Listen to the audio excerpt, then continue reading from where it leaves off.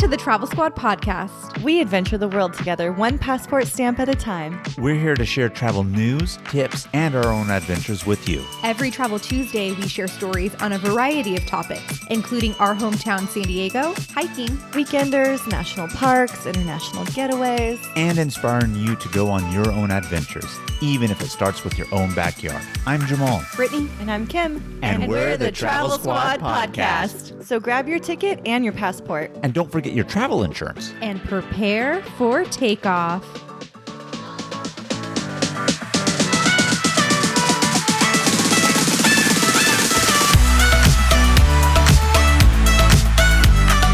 Hello, fellow travelers. Hey, everybody. Welcome to episode 104 of the Travel Squad podcast. Today, we are taking you on a spooky New England fall foliage trip. Jamal and I have never been to the New England area, but it's definitely on my list to visit in the fall because I really want to go experience all of the beautiful fall colors and eat clam chowder and experience the beautiful scenery and all of the spookiness. So, Kim, I can't wait to hear all about the trip that you took this last year. Yeah, I'm really excited for you to get into this. I remember you telling us about it when you were going. You're really excited because when we say New England, you're talking about Boston, you're talking about Salem, Massachusetts, where they had the witch trials, has all that history in New England, just in that area of Massachusetts, but let alone New England as a whole. I really want to get out there to experience it specifically the way you did. You got to see it kind of in season change when the colors are going, the weathers are changing, and it just sounds absolutely amazing. So I'm really looking forward for you to dive more into that and inspire me. Not that I need more inspiration, but it will give me more inspiration nonetheless hearing you talk about it. You guys will love it when you go. The colors really do not disappoint. I mean, what you see in the pictures, it is in real life, in your face, and it's freaking gorgeous. So let's start with some tips for New England. I would say if you're trying to see the fall colors, there are only certain times of the year where you can see them, and it's a range too. And so the fall colors start farther north, and then as the weeks and days go on, it hits farther south. So if you're going to Boston, I went and I took this trip towards the end of October. It was like right before Halloween, and that was the perfect time for us. But it also depends on weather, how hot it was that year, how cold it got. When the coldness started to come in, that all affects the process in which the leaves change. So if you want to see the leaves change, make sure to be looking online. They have maps that kind of track the leaf changing, but usually between October is a solid month. You're going to catch some good colors. And then second, because you're visiting in the fall for those colors, it will be cold, and it's Boston cold. So not San Diego cold. Dress accordingly. I'm shocked you went on this because you always complain about not wanting to go on trips in the cold specifically. I don't know if you're talking like week-long ones, but obviously there was a specific reason for this trip, fall foliage, color change, etc. But how did you handle the cold? Because I know you dislike it when you travel. Yeah, there was just one night where it was really cold and windy in Boston, and wearing a leather jacket and jeans was just not enough. Like, bring a scarf, bring a beanie, bring gloves, because you might need it depending on how your trip goes. But it's beautiful and it's worth it. So how long was your trip and how many days did you stay? We flew out on a Friday after work on a red-eye flight to Boston, San Diego to Boston, and then we came back Sunday afternoon. We left Boston. You keep saying we, and we didn't say it outright, but I guess you can kind of tell by our intro. Brittany and I did not go on this with you. So who did you go with on this trip, Kim? We know the answer, but let our listeners know. Yeah, it was just me and my friend Morgan. The two of us went together, and it was really, really fun. I would definitely recommend. I would love to go again, too, and stay for longer because we were in Boston, but as I go through this, you're going to see we didn't stay in Boston the whole time. So I would love to go back and just spend more time in Boston, maybe in the summer. I know you're going to address this as we move forward, but I'm just going to straight up ask it. Did you use Boston as a hub, or did you actually spend the night somewhere else outside of Boston in your travels? Yes. I guess it was 2 nights, Saturday and Sunday night, we stayed in Boston. But let me just get straight into that. Please do. Friday was the red eye. It was also during COVID, and the airport, there was like nothing open except one bar. So got an airport beer, hit the red eye flight, got into Boston around 6 a.m., I want to say the flight landed. So very early, we went straight to our hotel, which was the Revere Hotel in the Boston Commons neighborhood. Highly recommend it. Super cute boutique hotel. Squad tip. You can check in early, and this doesn't just apply to the Revere Hotel in Boston. I've done this in Miami, and I've done this a couple of other times at other hotels when I've taken a red eye. Show up to the hotel when you get in and ask for an early check-in. If they have the room available, they will give you the hotel room, and you can basically save yourself from that extra night of costs. We've done the same thing when we flew into Fort Lauderdale area. We've been able to check into the room super early as well. So that is a great squad tip. Yes. And so that's exactly what we did. They gave us the room. We left our car out in front of the lobby, and then we went to go put our stuff down, and we were going to come get it and go park. But because we were so tired, we ended up just laying down in the bed and taking a nap and getting woken up like 30 minutes later from someone calling saying, you need to come get your car. It's in the front still. And we were like, oh shit. They did you a solid. They let you check in early and you leave your car blocking the front entrance of the hotel. It wasn't blocking it. It wasn't a parking spot. I know. I'm just playing around with you. So we were only planning on sleeping about an hour anyway. So we got up and started getting ready because we had a long drive up to New Hampshire, which was our first stop on this trip. I'm going to remember this because you always give Brittany shit for hitting the ground running and not enough sleep. And here you are on a trip without Brittany and you just take a little baby nap and be like, I'm hitting the streets right after you have a red eye flight. Yeah, and I think I did sleep for a few hours on the flight, but it certainly wasn't a full night's sleep. And I won't get a full night's sleep on this trip. So when you only have a couple of days in a city and a lot to see, you do have to jam pack it all in, which is why I'd like to go back. So anyway, we got ready. We got in our rental car, which also was very shitty, by the way. Yes, we opted for the lower end price point on rental cars, but this thing was actually dirty. It was disgusting. It was filthy inside. I'm not even kidding. Did you book it from a reputable company? I think it was, I don't know, it was one of them, Budget Hurt, something like that. And it was straight up dirty. That's gross. Did you tell them? Did they fix it? And No. by fix it in terms of discount on cost? Like they really just didn't clean it from one renter to the next? Yes. And actually they were trying to upgrade us to a bigger like SUV. And this was a giant ass like Yukon style SUV they were trying to upgrade us to. And I was like, I don't want to drive that around. Right. First of all, I would like a car. So that was the only car they had left. Interesting. And maybe that's why they're trying to upgrade you Exactly. because, okay. But I don't want to be driving around a freaking Yukon. So anyway, we're in the dirty car and we jump onto Highway 93 North to Conway, New Hampshire, because we're headed to the Flume Gorge in Conway. This highway is beautiful. This is part of the attractions of the Fall Foliage Tour because the entire 2 hours north on this highway, on each side of the road is lined with giant trees that are orange and red and yellow and green and purple for 2 hours straight on either side of you. That sounds really, really beautiful. So- the drive itself Yes. is worth it. Yes. So the drive itself on Highway 93 is part of the attraction. But when you get there to Conway, New Hampshire, what is the ending point? Like, what are you going to see? Obviously, the color change, trees, but what's there if you're already seen it on the road? So we were driving to Flume Gorge, which is this huge natural gorge. It's about 800 feet. It's at the base of Mount Liberty. The walls of Conway granite rise above like 70 to 90 feet high as you're walking through this. It's almost like a slot canyon too, because it's just about like 10 to 20 feet apart and it's gorgeous. There's fall colors everywhere. There's leaves literally raining down like you see in a fall movie. Oh, that's magical. And it's like misting and sprinkling the whole time. So it's very fall vibes. It's not necessarily a hike because for the most part it's paved, but it is hilly and kind of a trek through this couple of miles through this gorge. And there's waterfalls and creeks and just fall colors everywhere. It's truly a nature reserve area. You do need to purchase tickets in advance. I did go in October 2020, which was COVID. And so you not only had to purchase tickets in advance, but you had to reserve your day and time. And they did sell out. You could not buy tickets the day of. When did you buy your tickets?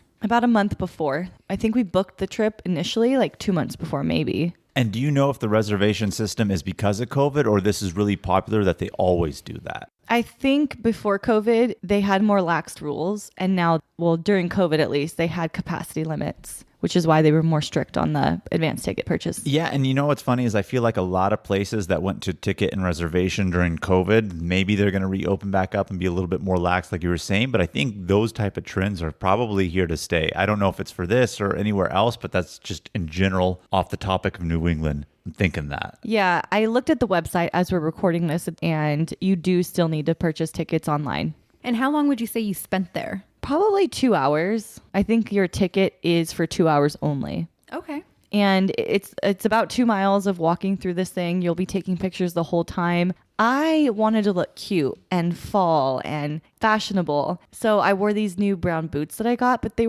came in actually a little bit higher heel than I thought they were. So for this 2-mile trek through the gorge, I'm wearing boot heels. I wouldn't recommend that. You kind of answered a question I had because I was going to ask, like, let's not kid ourselves. You sometimes dress for the gram depending on where it is that we are going. And I know you said most of it was actually paved, right? Yeah. So even though it was paved, was it hard just because it was kind of hilly, or just even still, it shouldn't be a place you wear heels? Well, for one, it was like drizzling on us the whole time. So the ground is wet. And for two, there are certain parts in the gorge where you're going through the creek and waterfall area. And so you're going up wooden stairs and it's wet. So for both of those reasons, heels are not recommended. Knowing that, but still wanting to look fashionable, Kim, what would you have worn? I would have worn cute brown boots without a heel. So some boots. Boots, yes. Flat boots. Fall boots, ladies. That's the vibe there. But it's really, really, really pretty. I think the ticket was around $18 at the time that we did this. So it's not expensive. 100% worth it. The drive, with the 2 hours there plus the 2 hours each way drive at 6 hours, but you're looking at fall colors that entire time. Yeah, that's super worth it. I would go just to do the drive. I mean, this Flume Gorge sounds amazing. I have it on my list now so that when Jamal and I go, we'll be doing a replication of your trip. So did you stop on that drive? Because obviously one of you was driving. I don't know if you switched off or if it was just you behind the wheel or if Morgan took part of that. But because the drive is so scenic, did you actually stop to really enjoy it? Or was it just you caught glimpses of it while you, the driver, were driving? So Morgan drove on the way there and I drove on the way back. We didn't take stops to take pictures. We were taking pictures throughout the drive the whole time. We even have videos where it's just colors on both sides of you of the car and you're driving through this color tunnel. It's really pretty. So we did stop, I think, to get food. But honestly, the trees look better farther away where you can see all the colors mashed together than they do close up. So I wouldn't recommend stopping to take pictures. And also, you're going to be seeing that the entire time you're in this area. So from there, where did you go? So from Conway, New Hampshire, we drove back down the same 93 south this time to Salem, Massachusetts. Now, when you say south, is Salem south of Yes. Boston?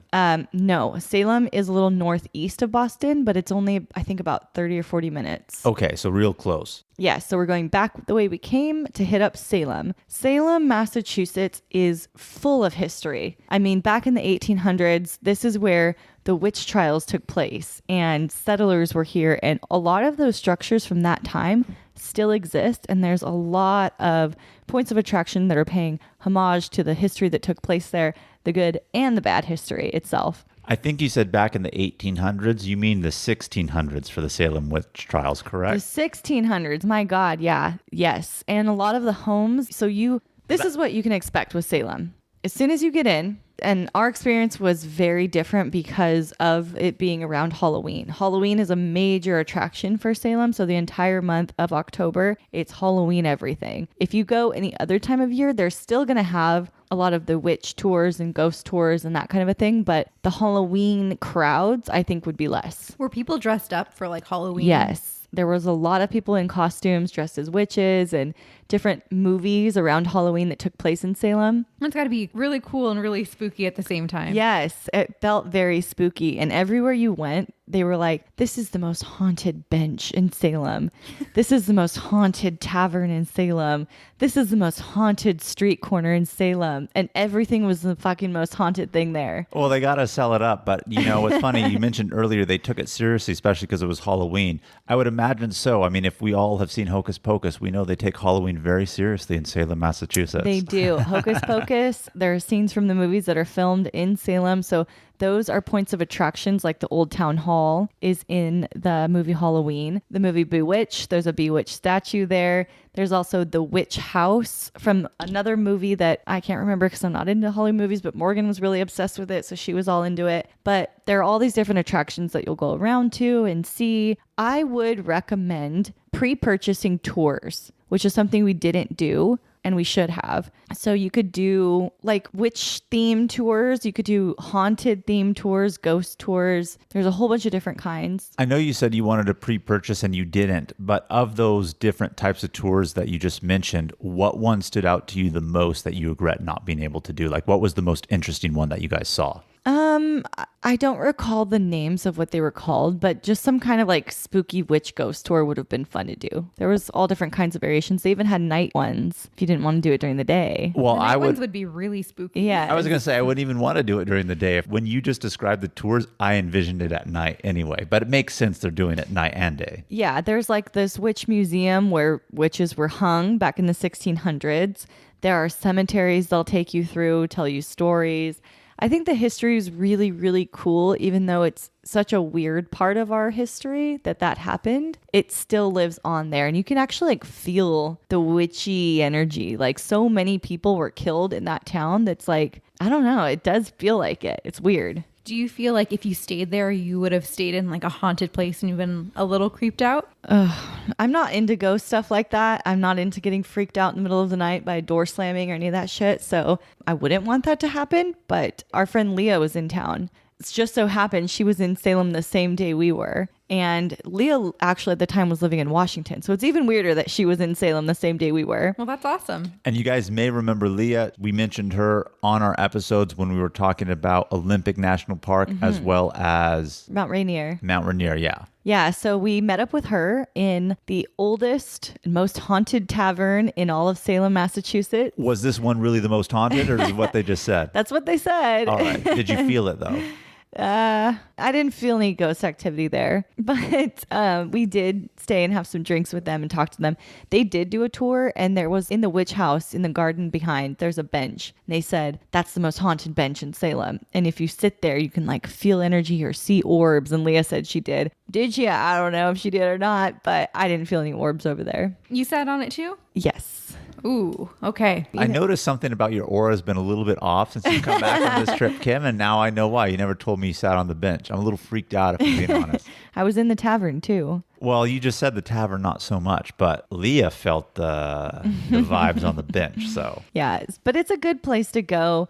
With Halloween, even during COVID Halloween, they had canceled all the official Halloween events that they usually have, and it was still so fucking crowded. So I can't even imagine what Salem around Halloween in a regular year would be like, and they do have all of those activities. So definitely plan for that. It's cool to see around Halloween, but you're going to have the crowd, so book ahead of time. And how much time would you say you need in Salem? If you're not doing any tours and you're just coming to see the things, experience it, maybe eat or drink a little, I think we were there maybe 6 hours. You can definitely spend the whole day there. You can definitely spend a weekend there if you want to do more of the tours and stuff. But like I said, we were only there Friday to Monday, so we really didn't have, actually Saturday to Monday by the time we got in.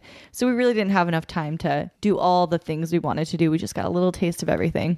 Hey travelers, let's take a quick detour to talk all about our travel itineraries that we've created just for you. We now have 6 different trip itineraries. 1 week in Kauai, An American Southwest weekend or road trip, A week in Yellowstone and Grand Teton National Parks, a road trip adventure featuring all 3 of Washington State's national parks, Big Island, Hawaii, and an Arizona road trip that features all 3 of Arizona's national parks. We are obsessed with these. These itineraries are 20 to 30 page PDF guides with every detail of the trip laid out. We're talking where to fly into, the exact route to take, where to stay, park entrance prices, where to eat, and driving distance between attractions, plus what things to see and do, even the hikes we recommend and their mileage and the time to allot for each one, and so much more. We have story highlights on our Instagram at Travel Squad Podcast where you can see the full guides. We've done all of the research and have taken these exact trips, taking out all of the guesswork from the planning, so all that you have to do is show up and have fun. Purchase your comprehensive Travel Squad podcast itinerary on our website at travelsquadpodcast.com. Best of all, they're on sale right now for $30. So travel on over and get yours today. Ryan Reynolds here from Mint Mobile.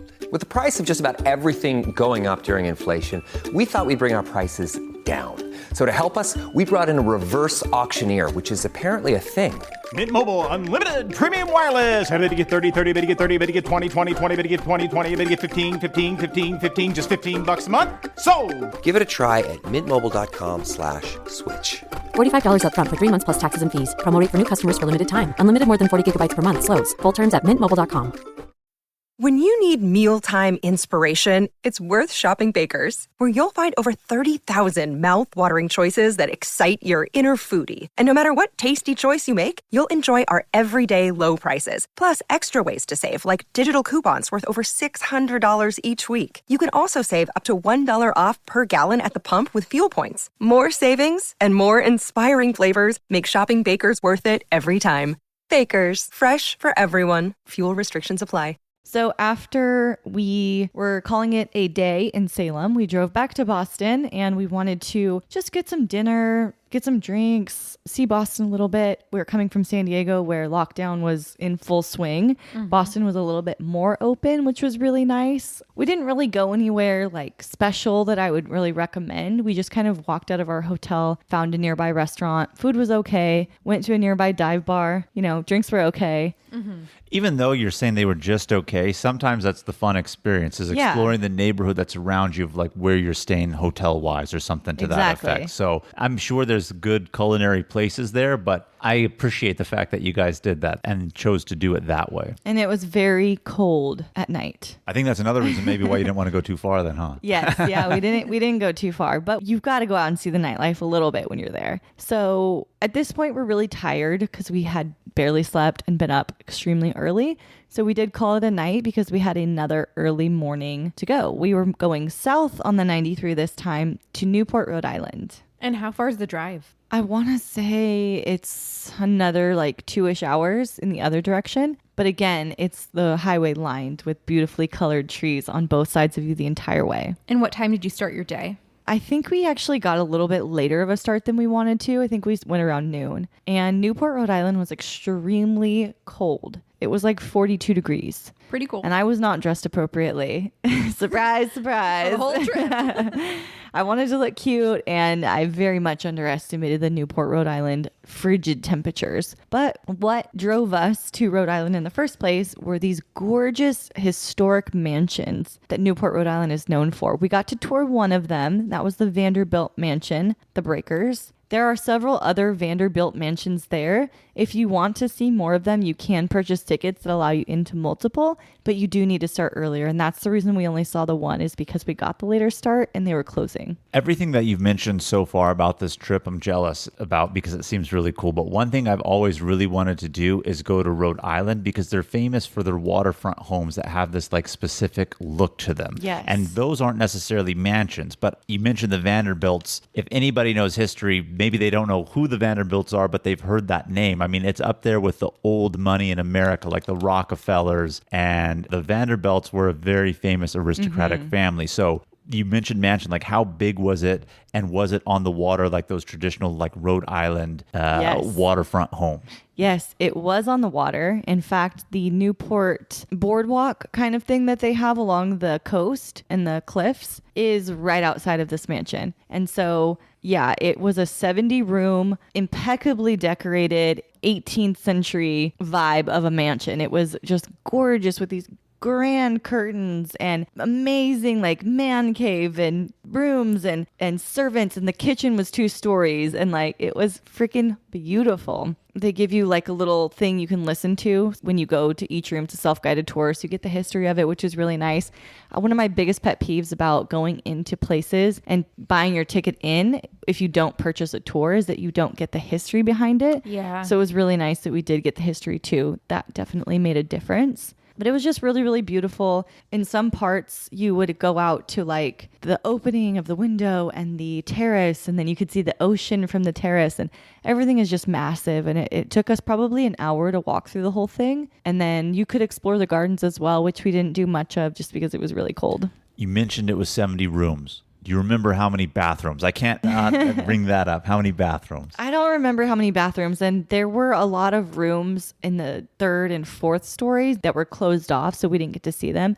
We just got a lot of the main big rooms. Okay. So I would definitely recommend that. If you're going in the fall, dress warm and explore the ocean boardwalk as well. One thing I would have loved to do there, along the coast, they have these restaurants where out on the grass, they have these beautiful like wooden lounge chairs. When you think of Rhode Island, this is the type of chair you think about. Are they white? Yes. And you're Yes. just kind of lounged back. They're wooden. And this is like so East Coast. Yes. But it was just too cold to do that. We had initially planned to get drinks and just lounge on the lawn out there, but it was just way too cold to do that. You mean you weren't appropriately dressed for that? Well, that, but also it was the coldest day they'd had all year. Oh, wow. So it was very cold, even for locals that day. But nevertheless, we enjoyed it. We came, we saw, we checked a state off our list, which was the first time I ever went to Rhode Island. So that was exciting. And then we kind of made our way back to Boston at that point. And so on Sunday, did you explore more of Boston? Yeah, we did. You mentioned earlier, Jamal, the way the houses look out there.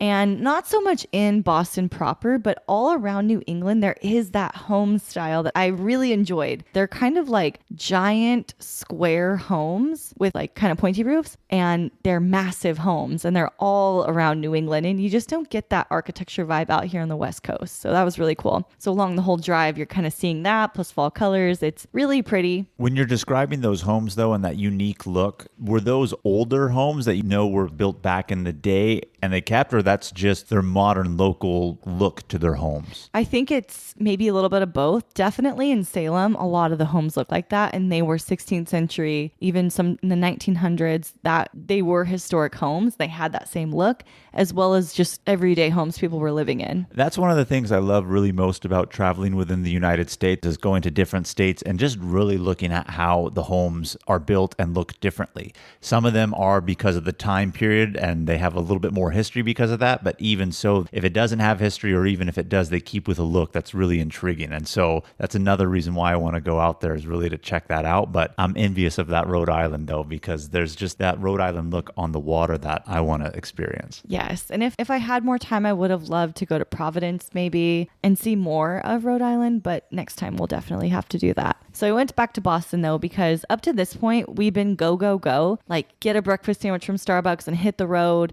eat really fast. Or, we went somewhere by the hotel the night before. So like wasn't amazing food, but it was okay. So Sunday night, our last night in Boston, we are going all out for dinner. Balls to the wall. Balls to the wall. And we went to Davio's Northern Italian Steakhouse. It was on the river area of Boston, had really great views of the water, really, really great food and wine. What'd you get? I got a little pasta with Italian sausage in it, and Morgan got lobster and oysters, and then we got a steak to share. We went all out, and we got a bottle of wine. Love it. That sounds really good. It was really, really good. And it was a really great place to have dinner. It was nice to explore a different area of Boston and get that experience. So it was great. All around 100%, 10 out of 10 would recommend Davio's. Did you get dessert there? No, because we had a plan for dessert. So we were going to drive over to the North End neighborhood of Boston, which is another one. If I go back, I definitely want to explore more of. It's a really popular area with tons of cute little shops and restaurants and small streets and that quintessential brick Boston vibe that you would expect to see in Boston all over right here.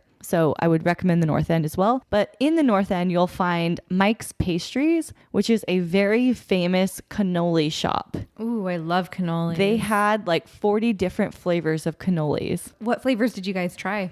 We only got 2. We got a lemon and a chocolate chip. Which one was better? I loved the lemon. That one was bomb, but they were both really good. They had other pastries and cakes too, but cannolis were definitely the drawing point of this place. They were good, 100%. I'm sold on the lemon cannolis from Mike's Pastries. They were great. And there's a long line to get in because it's so well known, and it's a local's favorite and a tourist favorite. There's a line. It's cash only, so make sure to bring cash. And don't be afraid of the line because it does move quickly. These Italians are like in and out. What do you want? If you don't even know what you want when you get up there, they'll start helping someone else until you figure your shit out. So get ready. They're not wasting any time. And then we wanted to just kind of take it easy this night. I mentioned the night before we just went out for dinner and drinks. I kind of left out the fact that we had a lot of drinks, which is why we got a late start in the morning that day. So we were tired and we both wanted to go out and explore Boston nightlife more, but we were both like, no, we're going to our hotel. This is Kim over 30.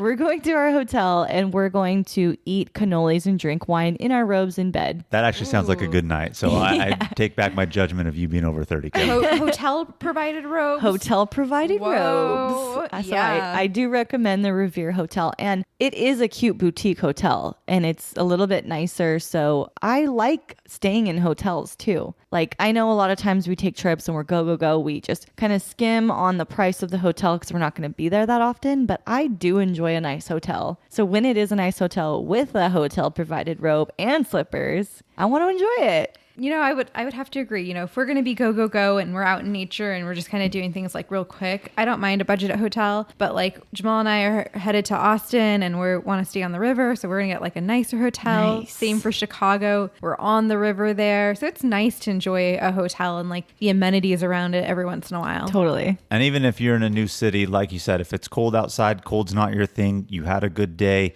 nice and relaxing with dessert and wine in a robe in a nice hotel in downtown Boston area, you can't go wrong. Yes. And so we did that. In the morning, there was still wine left over. So I had that for breakfast. Breakfast of A champions. little cannoli too. Hey, it's only grape juice.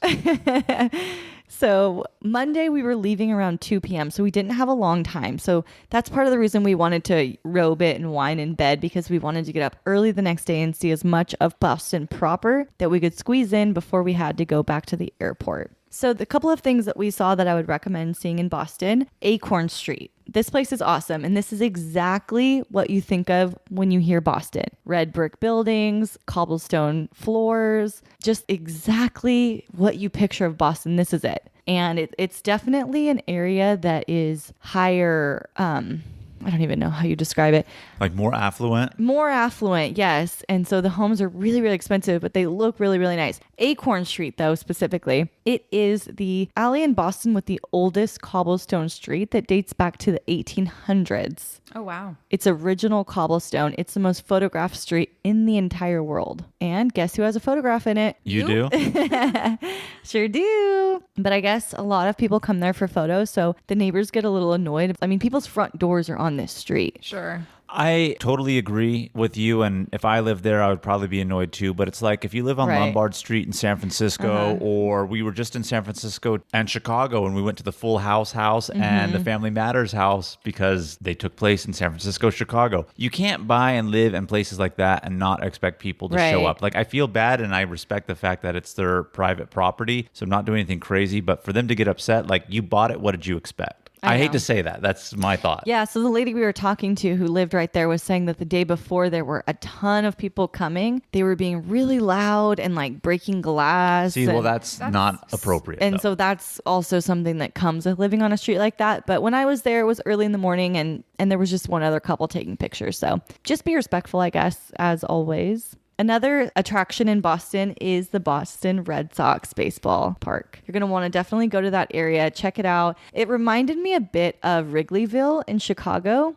just because this area has all the bars dedicated to it. There's actually a bar there you can go to, and I missed the name of it because it wasn't open to patron when we were there because it was in the morning, but it was open where we could see in. And the bar has a fence that looks out into the ballpark. So you can actually be drinking at the bar but watching the game. Oh, that's really cool. Yeah, really cool. I've always wanted, and I've mentioned this before, to go to Fenway Park. I've gone to Wrigley Field now and been out in Wrigley Field and drank out there and went to a ball game for my birthday, but Fenway is on that list now. Yes, absolutely. And it definitely will give you Wrigleyville vibes. What do they have for food in that area? Because, you know, like in Wrigleyville, they have the hot dogs and things like that. Do they have like an iconic food to eat in that area? Honestly, they really didn't. Not like Wrigleyville with the hot dogs, but Boston. What Have you is Boston's? Clam chowder? We didn't actually, no. A cup of tea? A cup of tea. Because the tea party, I'm just joking Well, that's around. actually another location, was the Boston Tea Party location, which is not by the baseball park. You have to drive. Yeah, you went to the harbor, obviously, because they Yes. threw it off the ships. Yes, the harbor. And COVID COVID really got in the way of a lot of things. So because of COVID, on Mondays, the Boston Tea Party Museum was closed.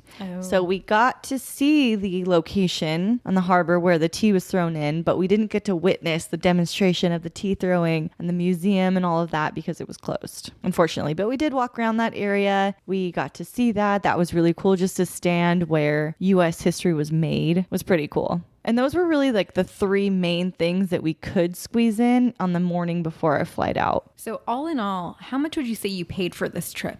So my flight was free because I had enough Delta points that I didn't need to pay for anything but the taxes. So that was great. The hotel, I think, was a little bit on the pricier end, although not extremely pricey. I want to say maybe like $200 a night for 2.5 nights.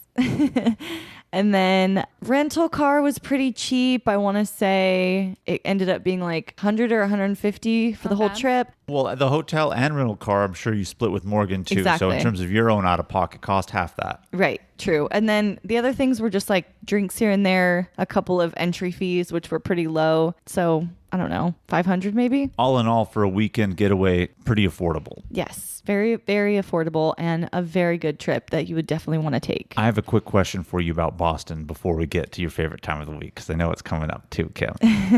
I know you got the rental car and they were trying to upsell you on an SUV, and I didn't say it then. I'm glad you didn't get it because I guess these could be misconceptions, but the streets, from what I understand, are really narrow out there in Boston. And so were the streets narrow? Are they super trafficy like most people think? And I know you drove north, south, all the way to Salem and then into Rhode Island, but did you use any of the mass transit in Boston, or did you always drive the car? I did not use any mass transit, and the roads were not as narrow as you may think. There were some neighborhoods, like the North End neighborhood. Yes, the roads were much more small, compact, cars on both sides. They also, because of COVID, had restaurants out on the streets, so that made it even more crowded. And an SUV could have made that dicey. Exactly what I was thinking. But for the other main roads and area where I was staying in Boston Commons, the roads were not really crammed. That's good to know. So just segregated to certain neighborhoods and probably a lot older ones. Exactly. Okay. Yes. Do you have any final thoughts about Boston before we get into your favorite time of the week?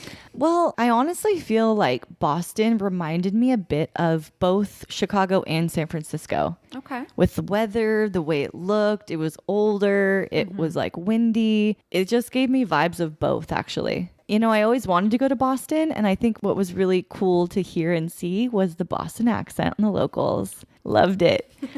One guy actually said something about a bubbler, and that would be a water fountain. A bubbler. A bubbler. Bubbler.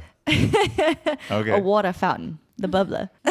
You know who's done really good about getting rid of their Boston accents? Is Ben Affleck and Matt Damon. The more famous they got, I feel like they phased that out. They need to bring it back. I love it. I love the Boston accent. Every time me and Morgan heard someone talking like that, we were like, did you hear that? Did you hear that? This guy actually, after the cannolis, we were searching for wine at a liquor store, and they don't sell it in like regular stores. So we were like looking around, and we could hear this guy like, that's not my car. That's my wife's car. Like, car. Yes. Very, very Boston. So I would definitely recommend this trip. I would love to go again, even in the fall. I can't wait for us to go. I mean, we might even go as a squad. Squad trip. Squad trip. Well, Kim, it's your favorite time of the episode. Questions of the week.